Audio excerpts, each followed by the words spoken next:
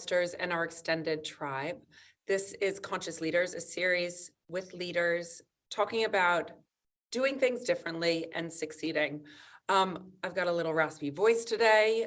It's actually here with me because it wasn't a few days ago, and I unfortunately had to reschedule this interview, but I now have the pleasure of welcoming Tiffanie Darke, a longtime friend, and I'm now calling her a seeker, someone who has uncovered things and now changed her perspective on things. She is a longtime journalist, and when I first met Tiff, like years and years ago, she was Sunday Times fashion magazine editor, and then went on to be editor-in-chief at Harrods. She's an expert when it comes to sustainable fashion and is also a store owner. We're going to hear all about her journey and a lot more.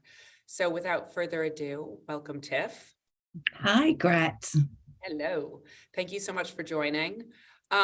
I think it's good to sort of set the scene and lay the foundations on your journey. So can you give us sort of a background on how you came to where you are now? Well, I love this question because we're talking a few weeks after my 50th birthday, which meant that I spent the last 6 months thinking about, oh my God, I'm 50.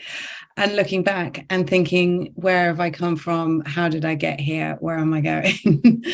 But I didn't really want to know what I wanted to do in life. I just decided that I wasn't going to do anything vocational because I didn't really want to do medicine or law. Basically because I wasn't very good at science and wasn't that interested in law. So with not being able to think of anything else to do, I decided I would just like to do as many different things as possible. And I think my realization in this 50th year is that I pretty much followed that path, and it has been in some ways frustrating because you don't become really good at one thing. Like, you notice that people really specialize, they become really, really good at one thing. But it's also great because you end up with this very broad, varied career that you are then able to diversify in ways that maybe you wouldn't if you'd stayed in one lane. So I fell into journalism. I was in South America, actually, teaching English to the editor of Brazil's largest national newspaper, O Globo. And he inspired me to try some journalism. He gave me some work experience on the paper and I loved it. And when I came back to the UK, I blagged myself some work experience at the Observer and I was off. During the 90s, it was really easy as a woman to get promoted in journalism because they had only just realized that half their readers were women and that actually they might want to make some content with a female lens. So I quickly went from the Observer to the Telegraph to the Express, where I became features editor under Rosie Boycott, which was great. She gave me 11 pages a day, which was a lot. And I was doing long days following the kind of news agenda. And my crowning glory of working at the Express was coming up with the headline "Too Posh to Push," which was when Victoria Beckham had her. And that term is still used. Yeah, there we are. That's my legacy to the world. Great. Then I went to the Sunday Times and I was working on the news review section when 9/11 happened, which was completely thrilling because there was a real lack of information and education in the world about the difference between East and West and the clash of civilizations and, you know, what the Islamic world could possibly be thinking of the Western world. So that was a really important and sort of academically nourishing and professionally nourishing time. And then the editor of the Sunday Times approached me and asked me if I wanted to be editor of Style magazine, to which I said no, because I was 29 and I didn't want to be pigeonholed into fashion and lifestyle. And he said, don't be ridiculous. It's a really good job. You should take it. And he was right. And I stayed doing that job for about 13 or 14 years. And it was a real ride. I loved it so much. It was kind of pre-social media, pre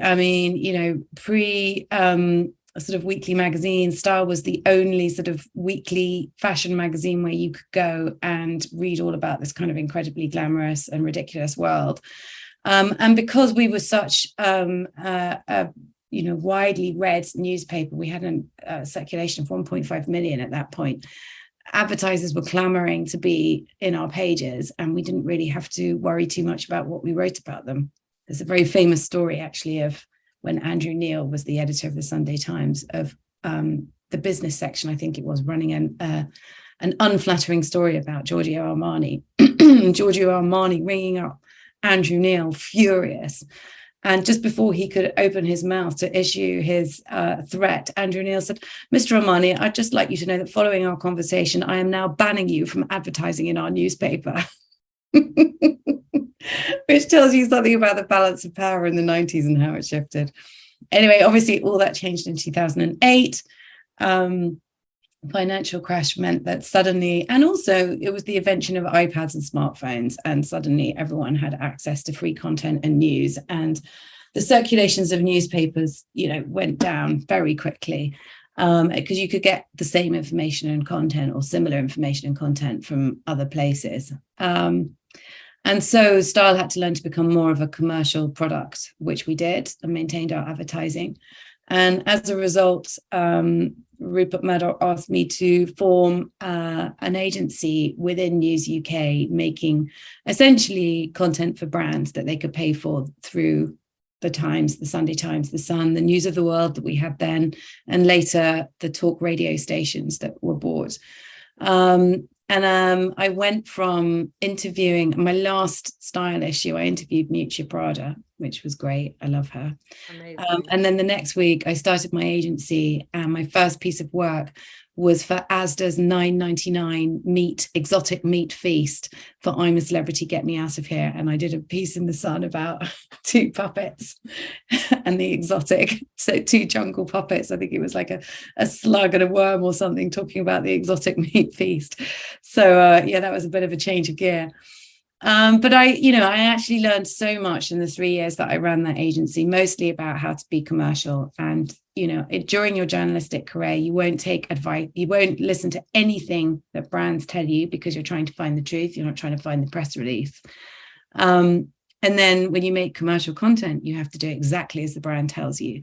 And you have to understand why the brand, first of all, you have to help the brand find the story that's going to resonate with its audience, and then help the brand tell that story in a way that the audience is going to engage with it most. So it's completely different skill sets, actually. And I was doing it for, instead of just fashion and lifestyle, as I said, I was doing it for a whole bunch of FMCG, and then actually a lot of business brands, which I found really interesting. I found business stories really interesting, just because, generally speaking, successful business people are really interesting personality types. Then I was invited to go and be editor-in-chief of a cable network, TV network in the States. I moved to New York for a couple of years, and I was editor-in-chief at History Channel, Biography Channel, and A&E. And that was a baptism of fire with American culture, which you'll know all about, correct? I know it very, very well. Well, and I arrived on the day that Trump was inaugurated, so it went into hyperdrive, which was fascinating. And we lived actually just on the Upper West Side in Manhattan, and all of the marches in New York would go down that West Side Highway. It's so fascinating now, not to interrupt you, but I just listened to The Daily this morning, which was all about, New York going red, potentially. And so there's been a big, big change in politics, obviously, since you've been in the US. Wow, that is news. I need to listen to that. Yeah, no, I mean, it was definitely blue. And when we arrived, everyone seemed to be in a sort of state of profound shock.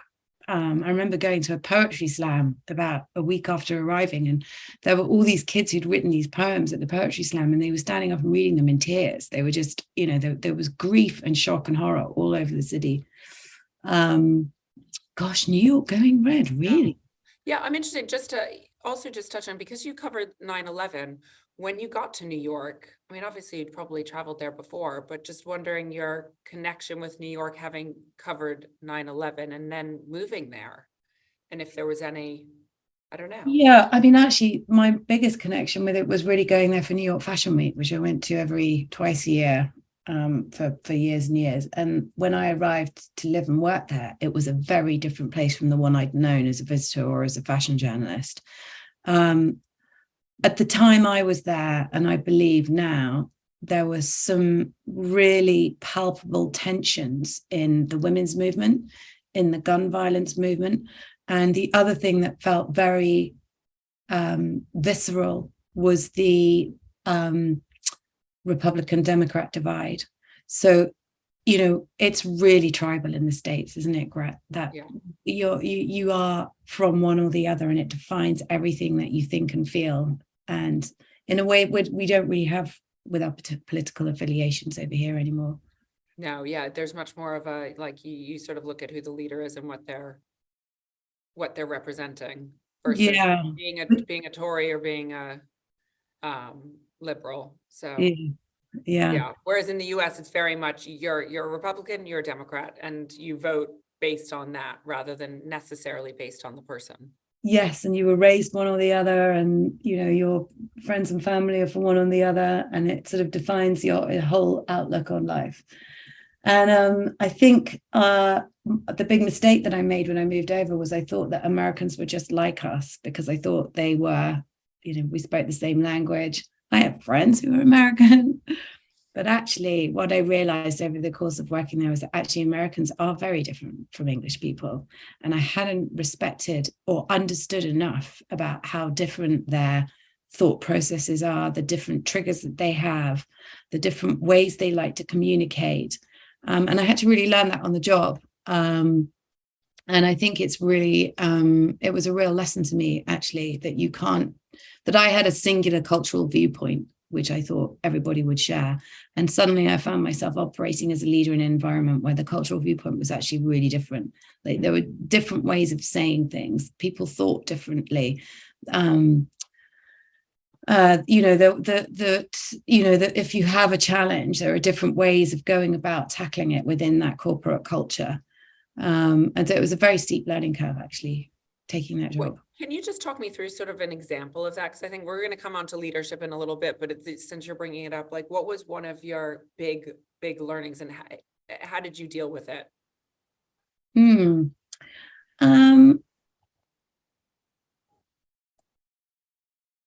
I think the thing that felt like it was most alive when I was there was the gender equality debate. And I remember I was appointed as editor-in-chief at the same time as another editor-in-chief for a couple of the other channels.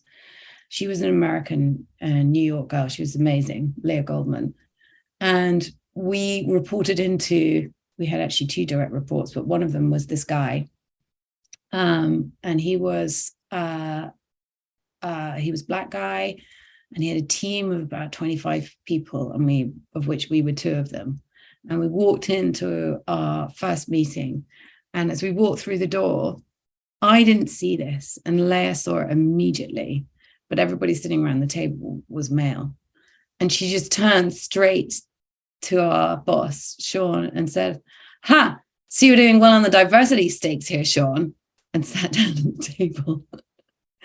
And I was like, oh my God, that's so direct. You know, this is her new boss. This is her first week.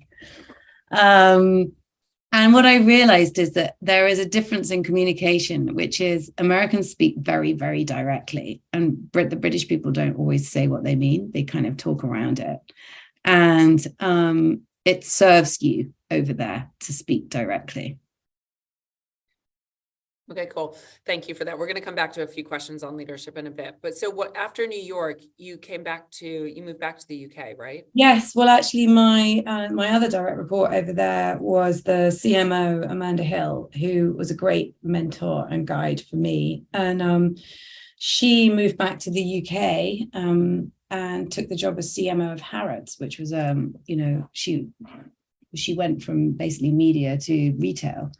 And when she landed back, she called me up and said, "Oh, I need someone to come be editor-in-chief at Harrods. Do you know anyone?" And I said, "Yeah, sure. I know loads of fashion journalists." So I sent along the sort of top editors to go and meet her. And she was like, no. And then she rang me up and said, "Can't you come back and do it?" And I was like, "No, I can't. I just moved to the States. I got this job." And she's like, "What about if you were to do it from the States?" So she managed to persuade Harrods to let me be editor-in-chief of Harrods whilst living in New York. So I had this dreamy actually, where I was flying back to London for a week a month and working from home for the other 3 weeks, which was great. And also after doing, cable TV, going back to fashion felt like a walk in the park. It was very it was easier. But the great learning about Harrods was retail. And I, again, it was more of a baptism into the commercial world. So when I'd been in the fashion world, I'd been editorial, and suddenly, I had to learn about how you do a buy, how adjacencies, about putting brands next to each other, about kind of, marketing and customer relationship management and this kind of thing. And I loved it. I thought it was fascinating. It was great. And I had all of these levers at my disposal because Harrods does a ton of magazines. It does like magazines for Asia, magazines for the Middle East, magazines for food, magazine for interiors. And it distributes them all to its 100,000 top spending customers. So you can imagine that's quite an interesting circulation. And we started a podcast, True Tales of Luxury. We started internet IGTV with the fashion editor I appointed, Stacey Duguid, where we basically kind of go around Harrods in the morning when the cleaners were there and none of the customers were in, and we'd be like, this is really good, this just landed on the floor, this is the new brand, this is where you've got to buy it. And it was a real success. We had like 10,000 viewers every morning within about a month. It was great. And then the other really thrilling thing about Harrods was obviously the VIP bit. So the penthouse is where you go if you're a really top spending customer. And so we started out private social media feeds for that group and WhatsApp content, and speaking to all of that group of customers, and working out what they wanted and doing events for them and like private breakfasts and stuff like that. And that actually ended up standing Harrods in very good stead when COVID came, because obviously once the store was shut, and by the way, Harrods had not shut the store for either of the two world wars. So COVID was like, what the hell? That relationship, the communication that we had established with that sort of private personal group of or more elevated group of shoppers, or higher spending, if you like, was what kind of got them through COVID, actually. So that was all super fun. But I have to say that my big revelation was that it was too much. The excess that I saw there, people in that private penthouse apartment just buying $100,000, £100,000 watches with like a nod of their head. People would come up and show them a tray of watches and they'd look at one and nod, and then that would be it. That was it. They would bolt it, and it was $100,000. They would sell watches for $1 million when, the high season for Harrods is the summer, when all of the Middle Eastern customers arrive. And that's when all the jewelry brands sell their tiaras and their diamond necklaces and so on. And not necessarily even on the shop floor, right? Yeah. Like, the shop floor is there to set the scene, but a lot of the business at Harrods happens. Yeah, they go up to the penthouse, and actually there's a place in Harrods which is very, very secret, which is above the penthouse, and it's right at the top of the building, and that's where they send the royals, and they have £20,000 loos in there, Gret. Oh my gosh! That's not something I'm going to avail myself of the facilities, which I did. It was very comfortable, Lou, I can tell you. So then what happened? Obviously you've seen all this excess. You've had such a full career. I actually had never heard all of what you've done. And this is obviously, you had a lot of ammunition and a lot of training across lots of different subjects. So what was the big turning point to move? Well, it was like for many of us, it was the COVID-19 pandemic demonstrating just how fragile our world is and how disrespectful we have been of it. And I woke up late to that story. But I did wake up to it, and I realized that whatever I was going to do going forward, it would need to have a sustainability angle attached to it. And I knew nothing about sustainability. So I took a course at Cambridge Institute for Sustainability Leadership, which I can highly recommend. Incredible tutors, incredible students.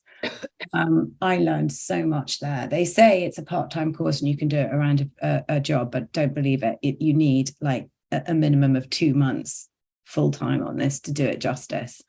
And the scales really fell from my eyes. I had an amazing education there. It was basically like a business studies course, but with a sustainability lens. And it's a very hardcore course as well, because you really do face the facts of climate change. And yeah, it's quite chilling. But they're very careful about showing you ways that you can, you can help.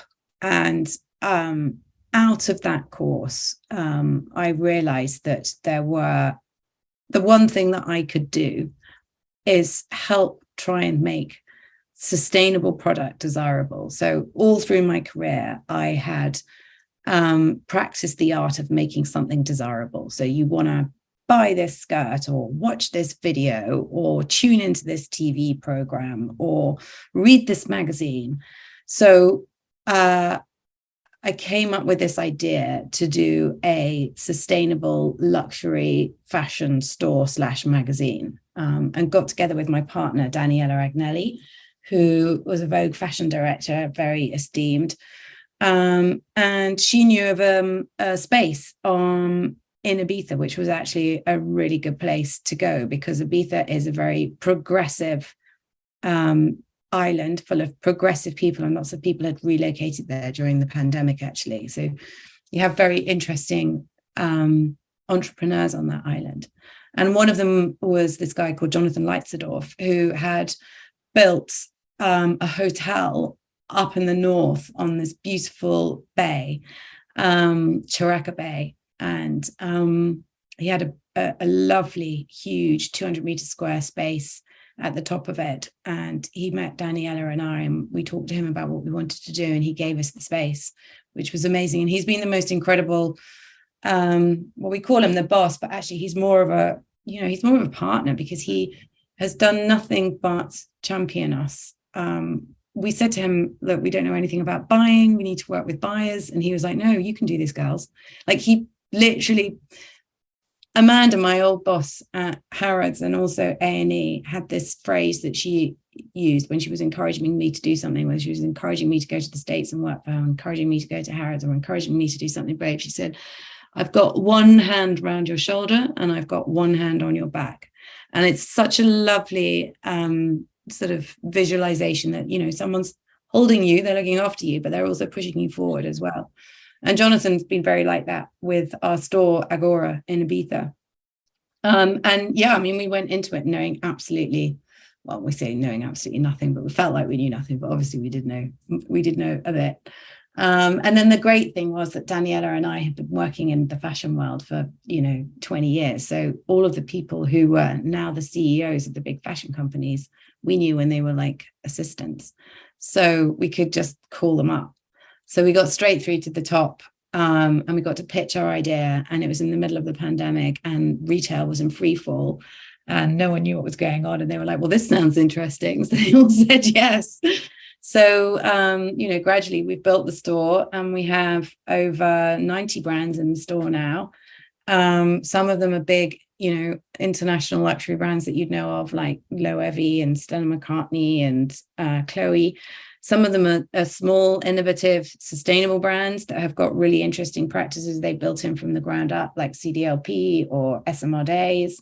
And then some of them are little local Ibiza craft brands that make fantastic things and don't really export. And we were able to give them a platform. And bringing in those big luxury brands means that all brands rise with that tide.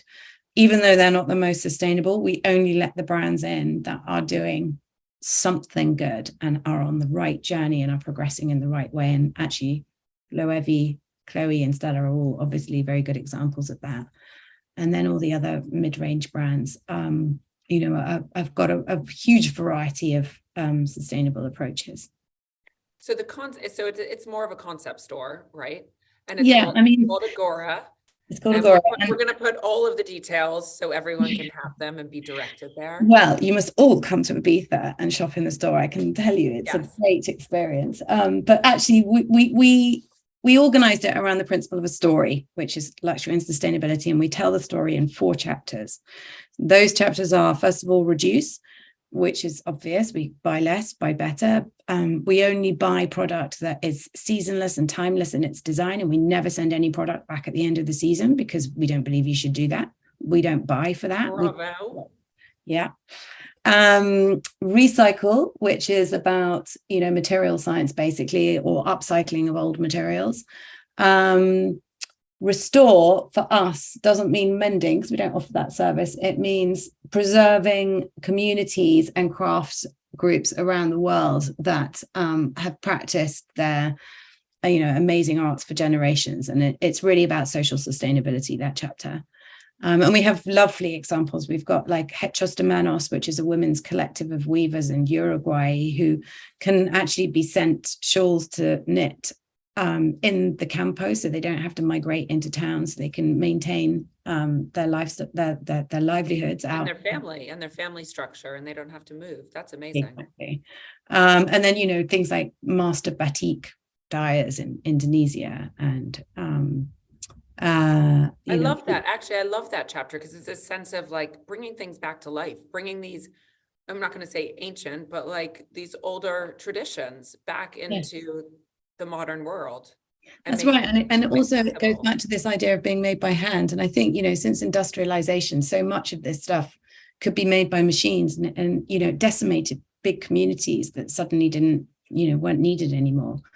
And that, obviously has an enormous knock-on effect in terms of migration and disparity of wealth and all of those things that are putting pressure on us right now. But also, having something made by hand we all know is an amazing experience. And that's a machine can't replicate that. It can make something perfect, but it can't make it with love. Yeah. And you feel and I love that point because I talk about this with one of our resident cooks, and she's just like, cooking something for someone is an act of love. And it's that same thing of making something by hand, putting it on your skin. You also can feel what love and care was put into actually producing that item. Yeah. Well, what I realized is that, clothes have stories. Pieces, all product has a story. And that's what gives it its intrinsic value. And actually, there's a really exciting development that's going on right now with the way blockchain is going to be able to identify single garments. And you will be able to trace the sourcing of your garment right back to the very beginning, like the farm where the flax was grown, the factory where the linen was woven into a textile, the cutter, the pattern cutter who made it into a piece. And then as that garment goes on to be, and as we know, re-commerce and resell and rent now are growing sectors in the fashion industry, you'll be able to see who owned it, where they owned it, all that information can be plugged into its history. So when you buy a garment now, it will come with this fabulous story about how it was made.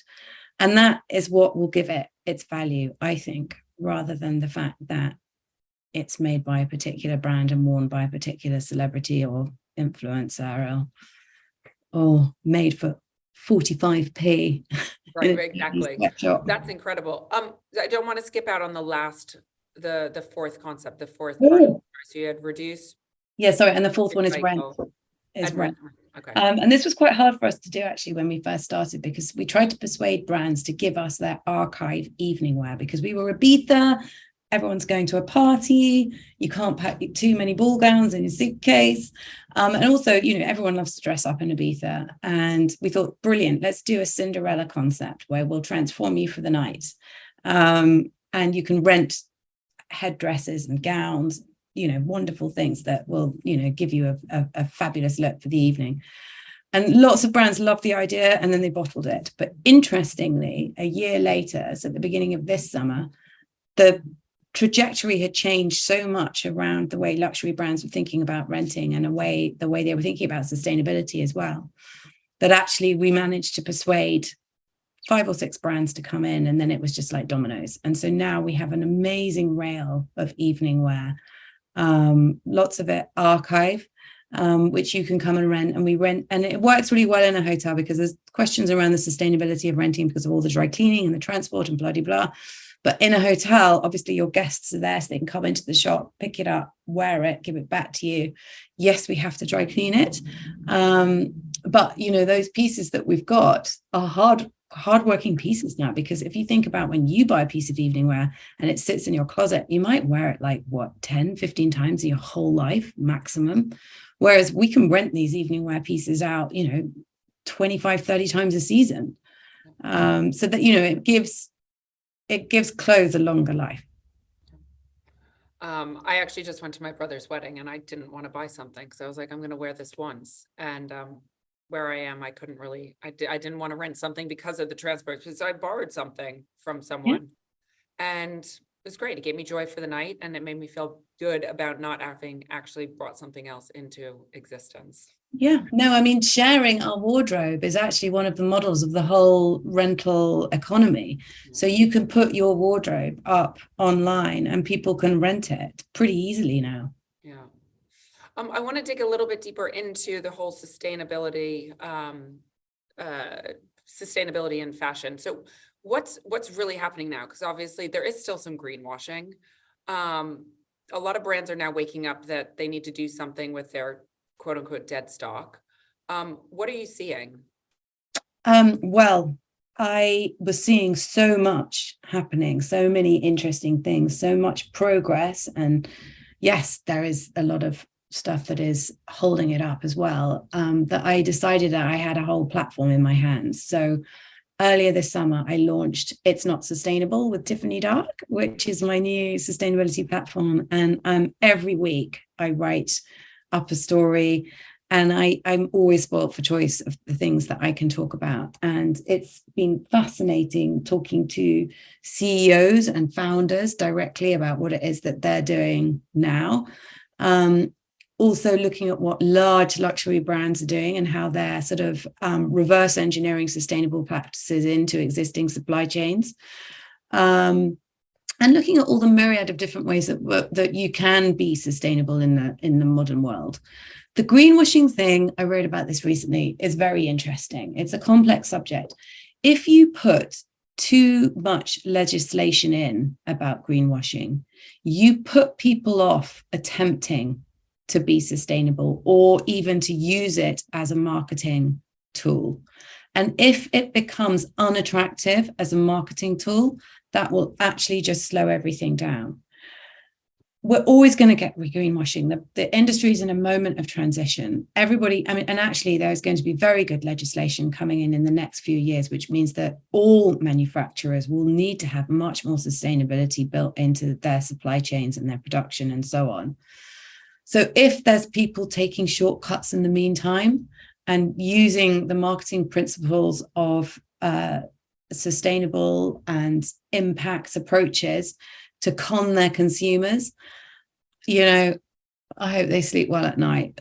But for the next few years, we're just going to have to live with that. I think you need to champion people who are on the journey, champion the journey itself, and yes, there are some great pieces of legislation that are in place, and there are some really good prosecutions that are happening as well, particularly with big fast fashion retailers. I mean, H&M's been wrapped a couple of times in the last month for claiming to have conscious garments, when in fact the calculations that they were doing to prove those garments were conscious were all really very dodgy. So, it is good to have the guardrails there, but we need to be careful that we don't actually overshadow the real story, which is, green, for want of a better word, clothes are better than clothes that are not produced with any thought for the environment and people that make them. So what can consumers look out for? Well, I think, this is the problem. You need to do an awful lot of research about what brands are good and what isn't. I would say you need to find the brands that are doing a good job, and journalists should be able to tell you that. Curations like we have in Agora, there's 90 brands there to start with, who are all worth supporting. There are sort of channels on things like Net-a-Porter, like Net Sustain. Again, you need to kind of check what the organizing principles are for something to be sustainable as far as that platform is concerned. But actually, what you should be able, if you go to any brand website now, there's an about page, there's a sustainability page, there's an impact page, and you should be able to tell whether this is something that is worth your effort. Although, having said that, I tried to buy a jumper recently, and I wanted to buy a statement jumper, and I thought it would be quite easy to buy British wool or 100% merino wool. And merino wool in New Zealand is now mostly regeneratively farmed. So that's quite a good one to support, even if it has traveled all the way from New Zealand. But also that community of sheep farmers in New Zealand has been given an extraordinary second life by the rise of the regenerative agriculture movement.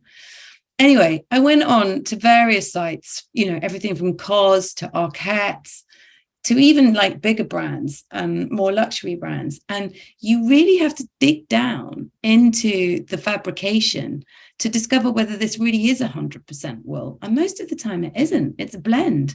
And they've blended it with synthetics, or they've blended it with a cotton, and cotton, as we know, is really corrosive to the environment. So you really do just need to check your materials and your fabrications just before you put it in your checkout basket. Yeah. I would say that that's one of the biggest things, whether it's for clothes or food or cleaning products or beauty products. Like, we all need to learn how to read labels, which takes a bit of time, but like, get educated on what different materials are and where to look and how to process it. That's right. And if you're really interested for clothes, I mean, something that is organically or regeneratively farmed is a good thing. Or going to brands that if you're really sort of, hot on it, go and support brands that are actively trying to change the course of the fashion industry. And brands I would pull out are ones like Pangaea, which is a material science company. Rapa Nui, which is a surf brand on the Isle of Wight, which has a fully circular process. Great surfwear brands like Finisterre, they're from Cornwall. They're really great. Good for you in Portugal, Gret. I'm taking note, and we will again put all your recommendations. Yeah. We'll make sure they're listed. Yeah. Well, any other top brands that you would say, because these are the ones that you really champion right now? Well, in the luxury space, it's definitely Chloe and Gabriella Hearst. So Gabriella Hearst is a New York designer I met when I was out there, and I was so impressed with how bright and educated she is. And she had, been appointed an ambassador for UNICEF back in like 2012, 2013 or something, and went out to Africa to visit somewhere that had been afflicted with drought. And that was her sort of Damascene moment. And she came back realizing that climate was going to change, or is changing everything, changing people's livelihood. And if she was going to be in the business of fashion, she needed it to be a kind of best in class example of what that should be. And she has done an awful lot at Gabriella Hearst to prove that. And then when she was appointed the creative director of Chloe, I think it was 18 months ago now, she immediately set about with this big, legacy luxury brand, changing an awful lot of the processes that they had internally around how they source materials, about how they do their business, and about where they place their impact, and being quite progressive. And she's one of the people actually who is introducing this new blockchain technology that will allow you to trace the source of all of your products and garments. She's doing it with a linen collection, which is launching next season for Chloe. And there's another great American brand called Another Tomorrow, which is only 2 or 3 years old, tiny brand, very, very chic, a bit like the Row, but a little bit cheaper. And they set themselves up with the idea of being a best-in-class environmental fashion brand. And the practices there, they lobby the government, for instance, on banning pesticides, and they have been very successful in a lot of the stuff that they've done. They do take back, so once you've bought something from their site and you've worn it for a few times, you don't want to wear it anymore, you just send it back. And they don't just give you credit, they give you cash. So they have created a fully circular system. They're really worth looking at. And then, looking at brands like, say, CDLP, which is a really cool, hot Swedish menswear brand. And again, they started about 4 or 5 years ago, and they use purely recycled materials. And, but just because of the nature of the fact that they're new, they've been able to build in all these principles from the ground up. Amazing. Okay, we're going to make a list of all of those for everyone. I want to switch over to leadership, because obviously you've occupied a few very senior roles over the past few years. I'd love to know what you've learned about being a good leader, and some of your biggest takeaways from the roles that you've been in. Well, it's always about listening. The biggest mistakes that I've made is where I have been deaf and blind to what is going on around me. I mean, we've all had those awful 360 HR moments, haven't we, where you think you're a popular leader who's doing really well and, creating change, and then the HR department does a 360 on you and you get all the feedback and you're like, oh, really? And when you say listening, or you said you're sort of not listening to what your team is saying, you're sort of on your own agenda. Yeah, and often they're not telling you directly, they're showing you. And I think last year, actually, I went in as a creative content director in a startup wellness brand, and had the great joy of being able to hire a team from scratch. I had like 8 or 9 hires I could make. And I went in with a view to thinking, right, this is it. I've got a kind of, once in a lifetime opportunity to build a diverse and balanced team. And I hired exactly to that. And I found that there are an awful lot of people who I was now managing who I didn't understand at all, who came from backgrounds and orientations that were not familiar to me. And their behavior was different, and their working practice was different, and their communication was different. And that was when I really learned to listen, actually, because I realized that everything that I thought and knew, it was a bit like being in America, everything I thought I knew was wrong. Well, was, not, not well informed enough. And I learned so much, I think, from doing that, and from working with people who were so different from me, who had very different approaches to work. It was just at that awful phase where everyone was trying to kind of go back to an office. And, there was a Gen X founder of this company who was desperate for people to get back into the office and work 15 hours a day. And all my team were like, well, we've just been working from home for the last 2 years. Why do we need to be in the office? And then, all that conflict that was going on at that particular time. And it was, by the way, is still going on now. It's one of the things that we're hearing from most of our clients. Like, it's the trickiest thing. Yeah, it build is. Team and get everyone connected. Oh, we think we need to get back into the office, but then employees don't really want to be back in an office. Yeah, and I think those Gen X founder have had to kind of like sit down a bit and do a bit of listening, and they can't plow my way or the highway, even if it is their business, because otherwise the churn is just too, the churn of employees is too much. They're not aspirational places to work. So listening always. And that's one thing. Another thing that I've learned about being 50 this year is, you are always growing and evolving. And actually that is the secret of happiness in life, is embracing that. And I think I thought when I turned 40 that I was kind of done. I'd had my kids, my career was in full swing, I got married, I had a house, I was like, right, that's it. I know it all now. And actually I spent 10 years realizing that I didn't know it. And now I realize that not knowing it is the joy of it, right? So that's the thing, is that you have to learn that you don't know, and learn that you have to keep learning, and that's actually the joy, isn't it? Yeah, and that's okay. It's like surrender to it, and you'll get so much more from it.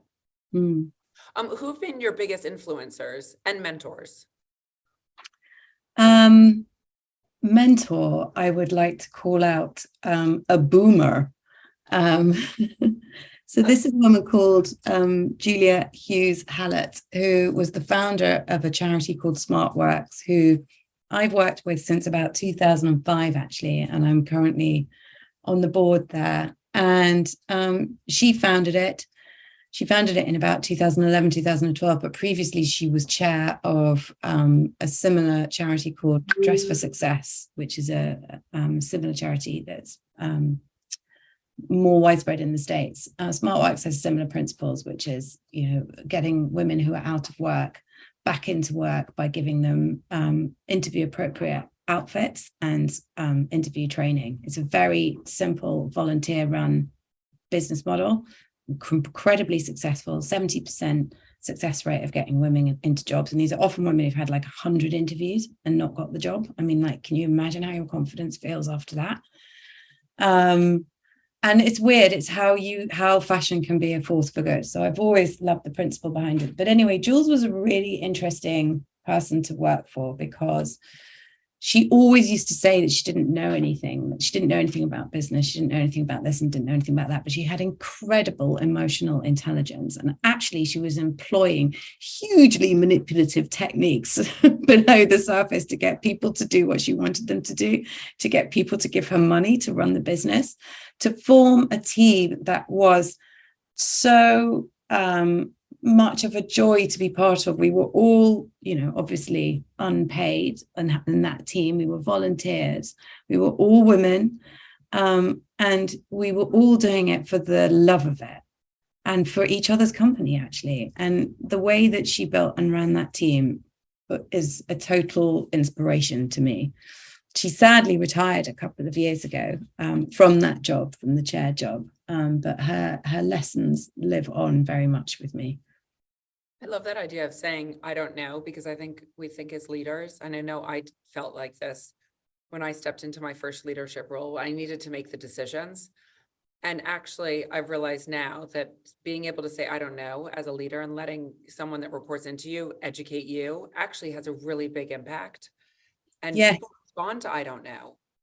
They do. No, that's completely right, Gret. And I think it's one of the learnings of the kind of move fast and break things movement, which is actually you need to learn to you need to learn to take the best out of failure. And that was a lesson that we all learned at that time. But now we realize how important failure is, and actually it's your biggest learning opportunity.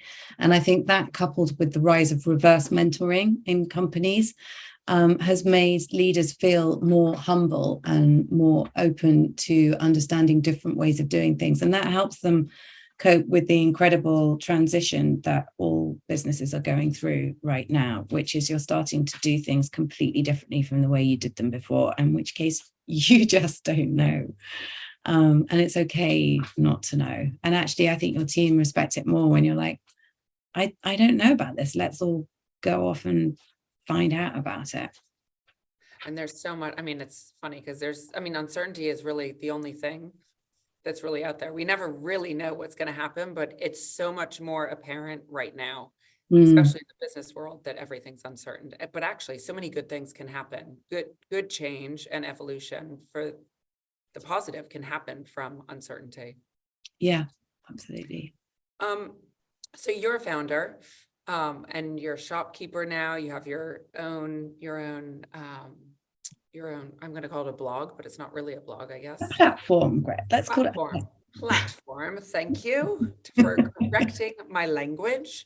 Can you just give me a little bit of talk about your experience so far of that big transition from corporate life, working for other people, to now being sort of the maker of your own destiny? Well, I've had to learn how to book my own taxis. Oh my God. Do my own photocopying, go to the post office. Basically, you have to do everything. Years I had a PA to do all of that stuff, but now I have to learn to do all of that stuff myself. It was so funny when we were doing events in Ibiza this summer for our brands. We had this big dinner that we were throwing for this big designer and all these people that were coming, and we were literally doing everything ourselves. At 6 o'clock in the evening, in the intense sun of an August Ibiza evening, I was out cutting flowers and doing the blooming flower arranging. And I was like, oh my God, from making the invitation to doing the kind of ring round to laying the table and decorating the table, we were literally doing everything. So yeah, once you start working for yourself, you realize how much stuff you have to do yourself. The other thing that I had to learn was spreadsheets.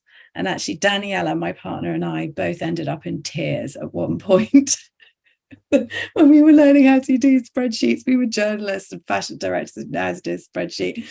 I remember one very dark evening, we were both on the Zoom together, literally crying because we didn't know how to do it.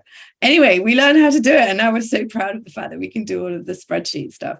So you learn, as a founder, you learn you have to do everything. You have to learn how to do new things, and you have to take pleasure in that. Otherwise, it's just not fun. But you get to march to your own beat. You get to do the stuff that you think is right. based on intense listening principles. And there's nothing that I like more now. I mean, I still write as a journalist for Financial Times and Jing Daily and, various other international publications. And I always write what my editors tell me they want to write. But on It's Not Sustainable platform, I write what I think is really important based on the knowledge that I have gathered. And I do feel like I have this, interesting take on all of this now, because I come at it as a journalist, I come as a brand strategist, and I come at it as a retailer. So I have 3 different filters on the fashion industry right now and the sustainability industry. And, you get very different viewpoint in all of those 3 sectors. So putting them all together makes for quite an interesting experience. So for those entrepreneurs just starting out, is there any advice that you would give them? Definitely know what your sustainability viewpoint is, because there is a lot of regulation that's coming down the pipe. So actually, you could really win in your sector if you are preparing for that regulation before everyone else, and also with all those other companies that are well established and that are going to have to reverse engineer all of their systems and processes to respond to this regulation. And you can start it now and be. And is that regulation, sorry to interrupt, is that regulation already, it's being shared? So people could look at like, oh, this is going to go through the pipeline, or this. Yes. The EU is planning a big package, and things are changing in the States as well. And even if you don't live in either of those 2 territories, you'll probably want to be selling in them. So get with it. So I think that's an opportunity, actually. So that would be a big opportunity. And then the other thing I would say is keep going. Keep going, because sometimes it's really easy to give up. I completely agree with that. Sometimes you look at it and like, oh my God, what have I done? But if you keep going, it's like everything that you go through happens for a reason. And you can learn from it, even if you don't think it went exactly as you want it to. Thank you for that. Thank you for sharing that. That is just keep at it. And you know what? You do get rewarded for that, because the things that you think would never happen do start to happen. Totally. You do start to get customers. You do start to build an audience. You do start to make money. It's crazy, but it does happen. Yeah. And I remember people saying that to me and me thinking, really? And now it's happening to me. Yay, as it should. But you're obviously very busy. So I'm interested in how you actually stay well and look after yourself and make sure that you cold water swimming, Gret. I'm a 50-year-old cliche. British cliche. British female cliche. Yeah, so cold water swimming, yoga, meditation when I remember. I often don't remember to do my meditation in the morning when I should do it, or I don't find time to do it. So then I'll do it as I'm walking down the street. Do you know what I mean? You can just focus in on your breathing, or you're sitting somewhere. You can just like have a moment where you're like in the moment. Try and do that. That's really helpful. I do a lot of time with girlfriends. I spend a lot of time just having a good old bitch, a good old laugh, just like I find that the most nourishing thing. I think also because when you have children, you stop seeing your friends so much because your free time is taken up with kids. And then 2 of my children are teenagers now, and I suddenly have more time for my friends. And your children start to pass through and become more independent, and they need less amusement or entertainment, and you start to get bits of your time back. And the great joy for me is that I can spend that with my friends, who are wonderful. That connection is important. I'm not at that stage right yet. It's coming. I'm at that stage where my children need more and more attention. Yeah. And so, but it's actively trying to seek out the me time or the connection time with friends. I need to remember that. Yeah. What's on your agenda for the rest of the year? We have not even a quarter left, but what are the big things happening for you? Well, I'm working on 2 very exciting brand strategy projects at the moment, which have just come in, which need to be completed before Christmas, which are both exciting. I'm going out to Ibiza next week for their first Alma Festival, where I am interviewing two phenomenal businesswomen. One is Dr. Amanda Parks, who is the Chief Innovation Officer at Pangara and an amazing chemist. And she knows everything about innovation in the material science sector. So she's going to be a great keynote speaker, and I get to interview her, which is very exciting. And then I'm also speaking to Rosemary Ferguson, who you probably know from the nutritional world. She's coming out too, so she's going to be fun. And actually, she's writing a book with a friend of mine at the moment, all about sensible, practical nutrition for people who like to enjoy themselves. So I'm very excited to find out a bit more about that from her, because Rose definitely knows how to enjoy herself. That Alma Festival is going to be really fun next week. It's a festival of the soul. Alma means soul in Spanish, and there's some amazing people coming in. Dave Asprey of Bulletproof Coffee fame is coming in from the West Coast. There's some amazing meditation experts, and various Lily Cole, great activist. She's coming in. She's going to come and give a talk in the Agora, and it's going to be one of those moments where we have 150 really like-minded people with really interesting businesses, activity and thought processes all coming together in one place. And I'm excited to see what's going to come out of that. That sounds amazing. Good luck. Thank you. Enjoy yourself there. And then it's the Christmas season, so can I get Christmas presents from Agora? I know. Well, I think I need to hop on over. Yes, it's not far for you, Gret. No, and I can even be sustainable in my travel, because I could drive and then get on the ferry. Very good. I am now actively I'm being very considerate on my flights. Having been someone that traveled almost every week, I'm now looking back, I'm like, what is half of it was probably not essential. And so now how can I make sure that when I do travel, it is essential travel?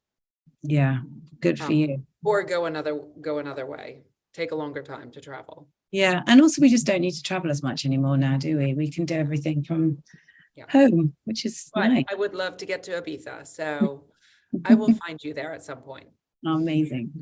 Tiff, thank you so much. I feel like I've taken up so much of your time, but I also know I could continue talking and hearing all about what you're doing and the things that you're championing for a lot longer. But thank you. No, Gret. I mean, you are doing an amazing thing with the conscious working. And I think you're part of a revolution around how people can learn to work and live better. So more power to you. And it's a pleasure to be on this podcast with you. Thanks, Tiff. And for all of you out there, be here and be well.